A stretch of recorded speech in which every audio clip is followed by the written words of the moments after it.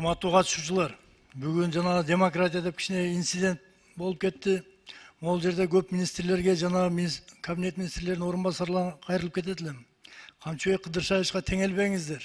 Бул киши Кыргыз элинин ишенген генералы.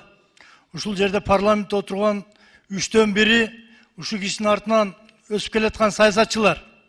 Анан сиздер да бул кишиге теңелип алып эртең бутуңуздар сынып калбасын. Мирлан Самый Кожоға айтарым. ГКМБнын дагы жакшы иштеп аткан жактарын айтышыбыз керек. Жана башка депутаттарга дагы. Бюджеттен 1 сом кетирбей, 20дай райондук, шаардык бөлүмдөрүн нөлдөн баштап куруп, жолусу капиталдык ремонттон өткөрүп, жана байрактарды алып келгендерди эмне айтпайсыңар? Коопсуздук жагын колунан келишинче катуу иштеп аткан жерлери бар.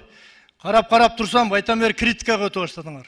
Дагы көп нерселер айтыла турган сөздөр бар. Камчыбек Кыдыршаевич, сиз айттыңыз, баарын бетке айттыңыздар деп. Мен өткөндө бул жерде таможня боюнча айткан жерим бар. Эгерде личный кабыл алсаңыз, мен кимдер аркылуу, кандай болуп транзитке акчалар алынып атканын мен сизге айтып беремин. Менде толук маалымат бар. Рахмат. Макул, мен сизди кабыл алайын. Рахмат.